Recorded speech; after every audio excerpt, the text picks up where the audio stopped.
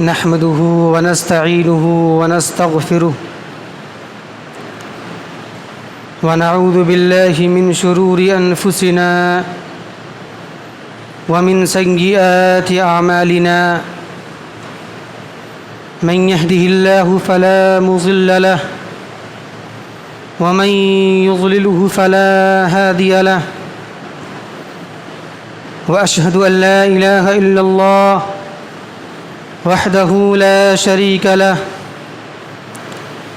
وأشهد أن محمدًا عبده ورسوله فأعوذ بالله من الشيطان الرجيم بسم الله الرحمن الرحيم يا أيها الذين آمنوا اتقوا الله حق تقاته ولا تموتن إلا وأنتم مسلمون يا أيها الناس اتقوا ربكم الذي خلقكم من نفس واحدة وخلق منها زوجها وبث منهما رجالا كثيرا ونساء واتقوا الله الذي تساءلون به والأرحام إن الله كان عليكم رقيبا يا أيها الذين آمنوا اتقوا الله وقولوا قولا سديدا يصلح لكم أعمالكم ويغفر لكم ذنوبكم ومن يطع الله ورسوله فقد فاز فوزا عظيما أما بعد فإن أحسن الكلام كلام الله وخير الهدى هدي محمد صلى الله عليه وسلم وشر الأمور محدثاتها وكل محدثة بدعة وكل بدعة ضلالة وكل ضلالة في النار قال الله تبارك وتعالى في القرآن المجيد والفرقان الحميد فأعوذ بالله من الشيطان الرجيم بسم الله الرحمن الرحيم واذكر في الكتاب إبراهيم إنه كان صديقا نبيا محترم حاضرین جمعہ، خطبہ مسنونہ کے بعد ہم نے سورہ مریم آیت نمبر 41 کی تلاوت کی ہے۔ اللہ فرماتا ہے وَاذْكُرْ فِي الْكِتَابِ إِبْرَاهِيمَ إِنَّهُ كَانَ صِدِّيقًا نَبِيًّا، اے نبی اس کتاب میں حضرت ابراہیم علیہ السلام کا تذکرہ بھی بیان کر دیجئے، یقیناً وہ سچے نبی تھے۔ محترم سامعین کرام، آیت کی مناسبت کے لحاظ سے آج ہمارا مختصر موضوع خطابت ہے سیرت ابراہیم علیہ السلام۔ محترم حاضرین جمعہ،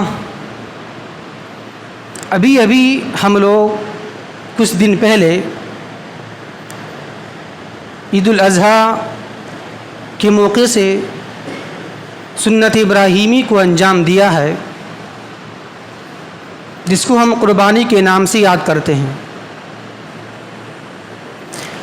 اور یہ وہ عظیم سنت ہے جس کو دنیا بھر کے سارے مسلمان انجام دیتے ہیں،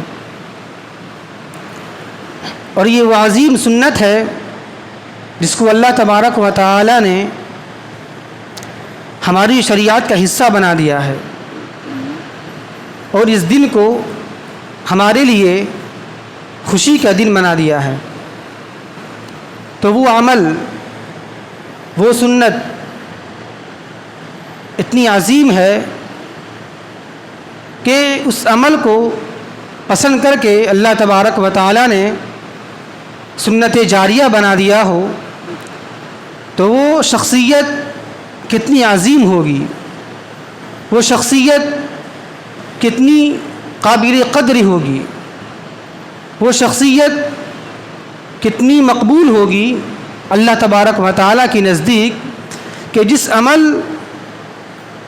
کو پسند فرما کے اللہ تبارک و تعالیٰ نے اس عمل کو قیامت تک آنے والے لوگوں کے لیے ایک سنت بنا دیا، ایک سنت جاریہ بنا دیا اور تمام لوگوں کے لیے ایک آئیڈیل اور نمونہ بنا دیا ہے۔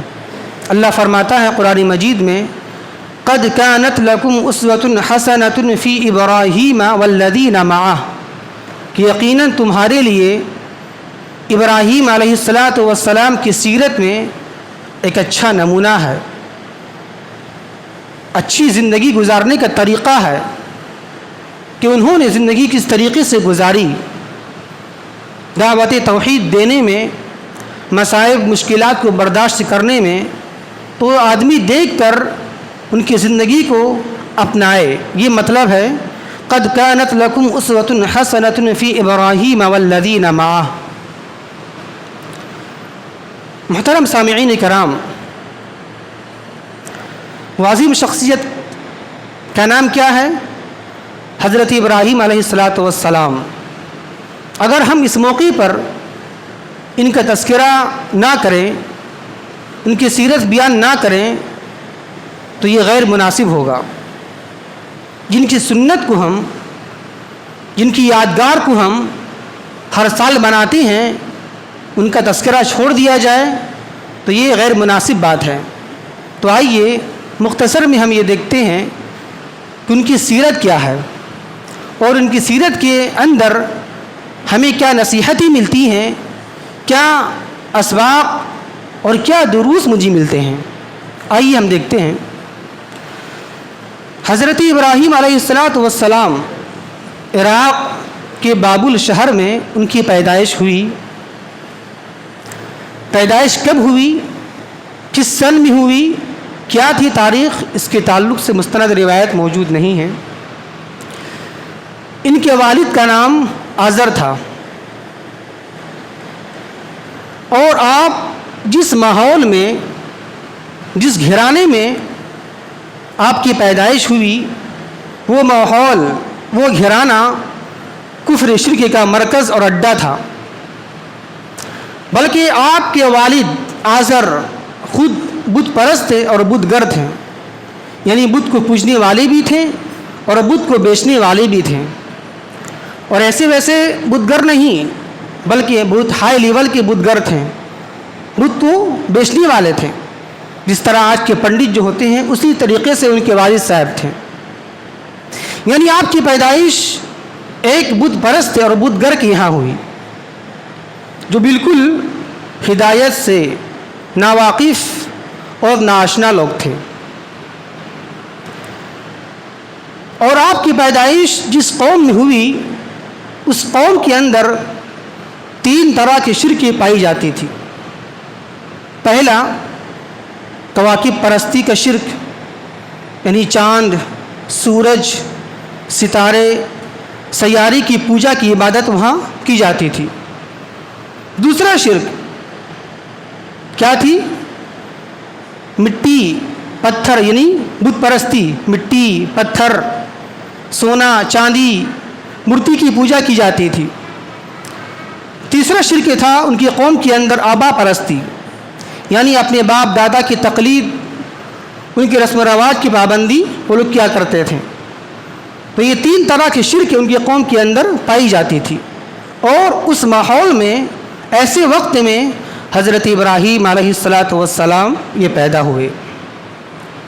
لیکن حضرت ابراہیم علیہ السلام بچپن ہی سے ان کے ذہن میں، ان کی طبیعت میں کفر سے، شرک سے، بت پرستی سے نفرت تھی۔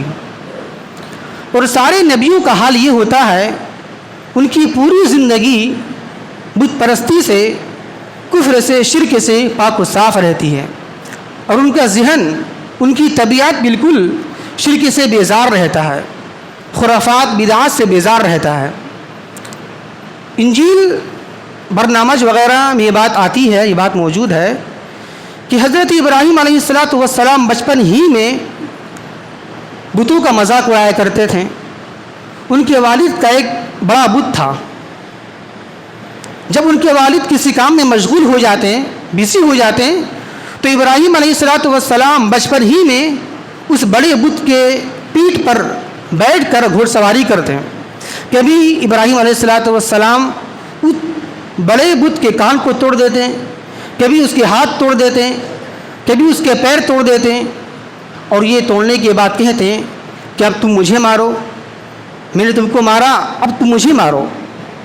لیکن جب دیکھتے ہیں کہ وہ جواب نہیں مل رہا ہے، یہ بت تو بڑا خاموش ہے، اس کو ہم نے مارا، توڑ دیا، لیکن کوئی جواب نہیں مل رہا ہے، تو جب کوئی جواب نہیں ملتا تو ابراہیم علیہ السلام ہنستے ہیں، ان کا مذاق اڑاتے ہیں۔ تو جب یہ منظر ان کے والد نے دیکھا، آزر نے، تو منع کیا، اور یہ جانتے بھی تھے ان کے والد کہ میرے بیٹا میرے دین پر نہیں ہے، میرے دین پر نہیں ہے۔ تو ان کے والد نے اپنے بیٹے سے کہا بیٹا ایسی بات نہیں کیا کرتے، یہ غلط ہے، ایسی حرکت نہیں کیا کرتے۔ تو ابراہیم علیہ السلام بڑی معصومانہ انداز میں اپنے والد کو یہ درس دیتے ہیں اور یہ سکھاتے بتلاتے ہیں، اے میرے ابو کہ میں دیکھتا ہوں کہ آپ اپنے ہاتھوں سے بتوں کو تراشتے ہیں، بتوں کو بناتے ہیں، کبھی ہاتھ چھوٹا کر دیا، کبھی پیر کو بڑا کر دیا، کبھی پیٹ کو بڑا کر دیا، چھوٹا کر دیا، جس طریقے سے چاہتے ہیں اس طریقے سے آپ اپنی مرضی کے مطابق بت کو تراشتے ہیں، بت کو بناتے ہیں، تو اس کے خالق تو آپ ہیں۔ لیکن جب اس کو بنا لیتے ہیں تو آپ لوگوں سے کہتے ہیں کہ تمہارا خالق یہ معبود ہے، ایسا کیسے ہو سکتا ہے؟ آپ نے اس کو اپنے ہاتھوں سے بنایا ہے تو آپ اس کے خالق ہیں، نہ کہ وہ آپ کا خالق ہو چکا ہے، ایسا کیسے ہو سکتا ہے؟ تو جب یہ بات سنی اپنے بیٹے کی تو ان کے باپ والد آزر نے کہا کہ بیٹا یہ سب سوالات ایسا نہیں کیا کرتے، غلط ہے، ایسے سوالات سے پرہیز کرو۔ یہاں پر ایک بات ذرا غور کیجئے کہ جس کے پاس دلیل نہیں ہوتی ہے وہ بات ایسے ہی کیا کرتا ہے، سوالات نہ کیا کرو۔ جس کے پاس کوئی دلیل نہیں ہوتی ہے، کتاب و سنت کی بات نہیں ہوتی ہے، وحی کے علم نہیں ہوتا ہے، تو وہ یہ کہتے ہیں کہ بس سوالات مت کرو۔ وہی بات یہاں پر موجود ہے، اس کے والد نے کیا کہا؟ سوالات مت کرو، ایسا نہیں کیا کرتے، غلط ہے۔ بہرحال جب حضرت ابراہیم علیہ السلام جب بڑے ہو گئے، بالکل جوان ہو گئے، تو اللہ تبارک و تعالیٰ نے انہیں نبوت سے سرفراز کر دیا، علم دے دیا، ہدایت دے دیا۔ تو جب نبوت دے دی، علم آ گیا، تو دعوت کا آغاز کیا، اور سب سے پہلے دعوت کا آغاز اصلاح کی ابتدا اپنے گھر سے کی، اور ایسا ہونا بھی چاہیے۔ سب سے پہلے دعوت کا آغاز اپنے آپ سے کرے، پھر اپنے گھر والوں سے کرے۔ اللہ فرماتا ہے قرآن مجید میں یا ایھا الذین آمنوا قوا انفسکم واہلیکم نارا، اے ایمان والو پہلے اپنے آپ کو جہنم کی آگ سے بچاؤ، اس کے بعد اپنے گھر والوں کو جہنم کی آگ سے بچاؤ۔ تو ایسا ہونا چاہیے۔ تو چنانچہ حضرت ابراہیم علیہ السلام نے دعوت کا آغاز اپنے پہلے گھر سے کیا۔ اس کا تذکرہ اللہ بیان کرتا ہے قرآن مجید میں سورۃ الانبیاء آیت نمبر 51 سے لے کر 56 تک میں اللہ فرماتا ہے وَلَقَدْ آتَيْنَا إِبْرَاهِيمَ رُشْدَهُ مِنْ قَبْلُ وَكُنَّا بِهِ عَالِمِينَ إِذْ قَالَ لِأَبِيهِ وَقَوْمِهِ مَا هَٰذِهِ التَّمَاثِيلُ الَّتِي أَنْتُمْ لَهَا عَاكِفُونَ قَالُوا وَجَدْنَا آبَاءَنَا لَهَا عَابِدِينَ قَالَ لَقَدْ كُنْتُمْ أَنْتُمْ وَآبَاؤُكُمْ فِي ضَلَالٍ مُّبِينٍ قَالُوا أَجِئْتَنَا بِالْحَقِّ أَمْ أَنْتَ مِنَ اللاعبين قال بل ربكم رب السماوات والارض الذي فطرهن وانا على ذلك من الشاهدين۔ یہ پوری دعوت کس کو دے رہے ہیں؟ اپنے باپ کو اور اپنی قوم کو۔ کیا دعوت دی؟ اللہ فرماتا ہے وَلَقَدْ آتَيْنَا إِبْرَاهِيمَ رُشْدَهُ مِنْ قَبْلُ وَكُنَّا بِهِ عَالِمِينَ کہ یقیناً ہم نے ابراہیم کو اس سے پہلے سمجھ بوجھ کی قوت بخشی تھی، اور یقیناً ہم ابراہیم کے حالات سے واقف ہیں۔ اور کیا دعوت دی؟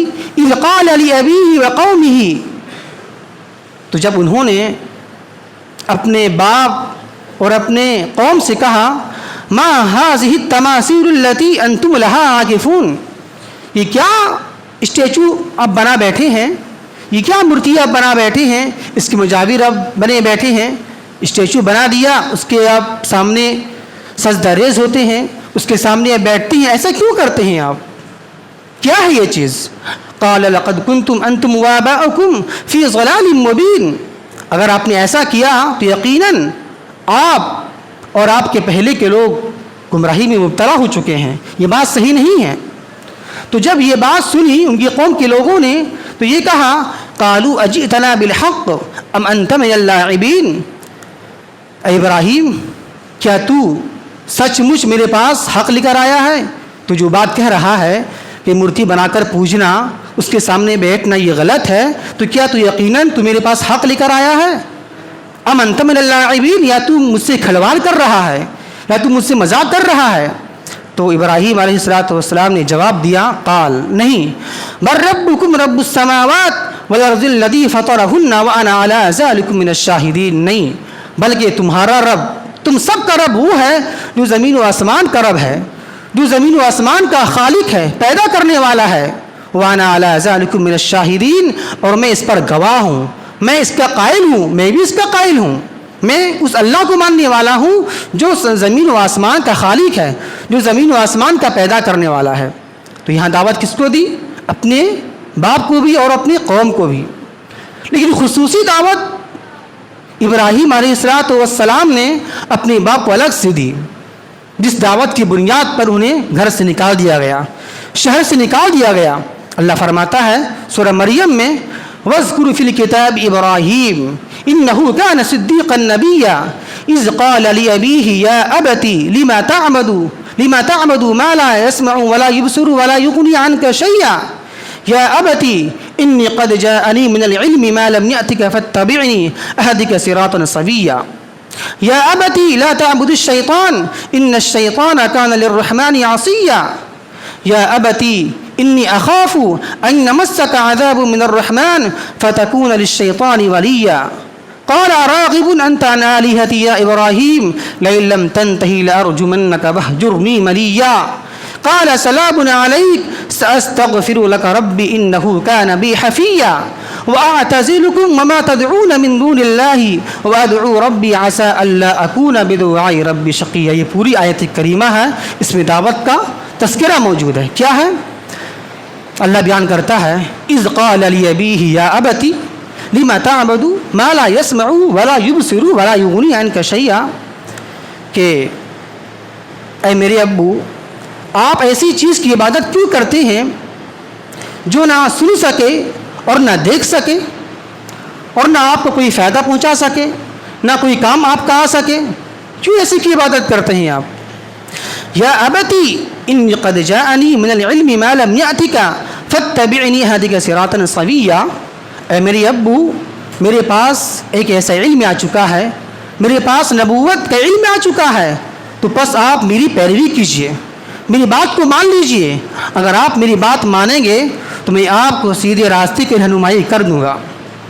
پھر کہا یا ابتی لا تعبد الشیطان ان الشیطان کان للرحمن عصیا، اے میرے ابو آپ شیطان کی پیروی نہ کیجئے، شیطان کی عبادت نہ کیجئے، کیونکہ شیطان تو رحمان کا دشمن ہے، رحمان کا نافرمان ہے۔ اس کے بعد پھر کہا یا ابتی انی اخاف ان یمسک عذاب من الرحمن فتکون للشیطان ولیا، اے میرے ابو مجھے ڈر لگ رہا ہے اگر آپ میری بات نہیں مانیں گے اور کفر میں شرک میں جمے رہیں گے تو کہیں ایسا نہ ہو کہ آپ پر عذاب الہی آ جائے، پھر آپ شیطان کے دوست بن جائیں گے، آپ تو ایسا مت کیجیے آپ۔ تو جب آزر نے اپنے بیٹے ابراہیم کی دعوت کو سنا تو بالکل آگ بگولا ہو گیا اور نفرت بھرے انداز میں، غصے کے انداز میں یوں جواب دیا قال راغب انت عن آلہتی یا ابراہیم، اے ابراہیم کیا تو میرے معبود سے روگردانی کرتا ہے، منہ پھیرتا ہے، اس کی بات کو نہیں مانتا، عبادت نہیں کرتا اس کی؟ سن لے لئن لم تنتہ لارجمنک وہجرنی ملیا، تو اگر باز نہ آئے برا بھلا کہنے میں تو لارجمنک وہجرنی ملیا، تو میں تجھے مار کے سنسار کر دوں گا، میں تجھے پتھر سے مار کے ہلاک و برباد کر دوں گا، وہجرنی ملیا، ورنہ تو مجھ سے دور چلا جا، یہاں سے بھاگ جا، یہاں سے نکل جا، میرے پاس سے، میرے گھر سے، میرے شہر سے نکل جاؤ۔ تو جب ابراہیم علیہ السلام نے اپنی باپ کی یہ پھٹکار سنی تو غصہ نہیں ہوئے، ریئیکشن نہیں کیا، غصہ نہیں ہوئے وہ، اس کا جواب غصے میں نہیں دیا بلکہ اچھی انداز سے جواب دیا. کیا کہا؟ ٹھیک ہے. قال سلام علیک، آپ پر سلامتی ہوا میرے ابو، میں جا رہا ہوں. ساستغفر لک ربی انہ کان بی حفیہ، ان قریب میں آپ کے لیے استغفار کرتا رہوں گا. انہ کان بی حفیہ، میرا رب مجھ پر مہربان ہے، میں دعا کروں گا آپ کے لیے، اللہ آپ کو ہدایت دے. اور کیا کہا؟ وَأَعْتَزِلُكُمْ وَمَا تَدْعُونَ مِن دُونِ اللَّهِ وَأَدْعُو رَبِّي عَسَىٰ أَلَّا أَكُونَ بِدُعَاءِ رَبِّي شَقِيًّا. اور سن لیجئے، میں آپ کو اور ان تمام لوگوں کو جو اللہ کے علاوہ کسی اور کی پوجا کرتے ہیں ان سب کو میں چھوڑ کر جا رہا ہوں. وَأَدْعُو رَبِّي، اور میں اللہ سے دعا کرتا رہوں گا. عَسَىٰ أَلَّا أَكُونَ بِدُعَاءِ رَبِّي شَقِيًّا، مجھے امید ہے، مجھے یقین ہے کہ اللہ تبارک و تعالیٰ سے میں دعا مانگ کر کبھی محروم نہیں رہوں گا. اللہ مجھے محروم نہیں کرے گا، فراموش نہیں کرے گا، میں آپ کے لیے دعا کرتا رہوں گا ہمیشہ کے لیے. تو نکل گئے، چھوڑ کر نکل گئے. اپنی والد کو چھوڑ دیا، اپنے شہر کو چھوڑ دیا، وطن کو چھوڑ دیا. یہاں پر بہت بڑی نصیحت ہے. ان آیات کریمہ سے ہمیں کیا سبق ملتا ہے، کیا نصیحت ملتا ہے؟ نصیحت یہ ملتی ہے، سبق یہ ملتا ہے کہ ایک داعی کو، ایک دعوت دینے والے کو، دین کو سمجھانے والے کو جب کوئی بات آپ پیش کریں کسی کے سامنے، دین کی بات، اسلام کی بات، اور وہ آپ کی بات کو نہیں مان رہا ہے، تو بجائے اس کے کہ اس کو آپ لعن طعن کریں، اس کو ماریں، اس کو برا بھلا کہیں، برداشت کرنا ہے. یہ داعی کی صفت ہونی چاہیے. جس طرح یہاں دعوت کس طرح دے رہے ہیں، اے میرے ابو کر کے، مشرک باپ ہے، اس کو دھتکار دیا، اس کو نکال دیا، اس کے باوجود بھی اے میرے ابو. کہاں نبی ہیں، کہاں ابراہیم علیہ السلام نبی ہیں، اور کہاں ان کے باپ مشرک باپ، پھر بھی اس کے باوجود کیا کہہ رہے ہیں؟ اے میرے ابو، اے میرے ابو کہہ کے یہ خطاب کر رہے ہیں. تو اس سے معلوم یہ ہوتا ہے داعی کے اندر سب سے بڑی صفت، سب سے بڑی خوبی ہونی چاہیے، وہ کبھی بھی اپنے سامنے والے کو جب دعوتی دین پیش کرے، اگر وہ نہ مانے تو کبھی بھی غصہ نہیں ہونا چاہیے. نہ مانے، نہیں مانے، اور نہیں ماننے پر اس پر لعن طعن، اس پر کچھ اور کفر کا فتویٰ لگا دینا یا کچھ اور کر دینا، کبھی ایسا نہیں کرنا چاہیے. یہ داعی کی پہلی صفت یہ ہے کہ نرمی اختیار کیا جائے. اگر دعوتی دین سے نرمی کو ہٹا دیا جائے گا تو اور دعوتی دین کے بجائے اور نقصان ہو جائے گا دین کی. تو ان ساری آیات کریمہ سے یہ بات معلوم ہمیں یہ ہوئی کہ ہمیں یہ چاہیے کہ ہم اپنے دین کو پیش کرنے میں، اسلام کو پیش کرنے میں، چاہے وہ اپنے ہوں چاہے وہ بیگانے ہوں، نرمی اختیار کیا جائے، اور نہیں ماننے پر اللہ کے حوالے کر دیا جائے، نہ کہ اس سے الجھا جائے، نہ کہ اس سے بحث کیا جائے، نہ کہ اس سے ستایا جائے، نہ کہ اس کو مارا جائے، کچھ نہ کیا جائے، بلکہ اس کے لیے دعائے خیر کیا جائے. ایک بات اور جان لیجئے، ایسا نہیں ہے کہ کافر مشرک باپ ہیں اور مومن باپ والدین ہیں، تو مومن اگر باپ ہے تو اس سے اچھے سے بات کیا جائے، کافر والدین ہیں، ماں ہیں، باپ ہیں، تو اس سے بری طریقے سے بات کیا جائے. ایسا نہیں ہے، بلکہ کافر والدین ہوں یا مومن والدین ہوں، بات کرنے کا طریقہ اور لہجہ دونوں کا برابر ہونا چاہیے. اس کی بات کو نہیں ماننا بات الگ سی ہے.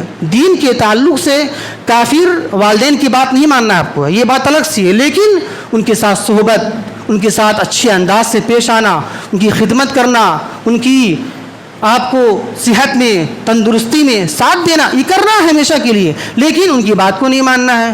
لیکن آج ہمارا حال یہ ہے کہ کافر تو کافر، اپنے میں ذرا سی خامی آ جاتی ہے، ذرا سی کچھ خرابی آ جاتی ہے، اس سے اکھڑ جاتے ہیں، اس سے بات چیت بند کر دیتے ہیں، اس پر نظر التفات نہیں کرتے ہیں، اس سے کنارہ کشی اختیار کر لیتے ہیں. ایسا نہیں. جب کافر کے تعلق سے اجازت نہیں ہے کہ آپ اس کو برا بھلا کہیے، تو مومن کو اجازت کہاں سے مل جائے گی کہ اپنے مومن کے اندر ہی ایسا کیا جائے؟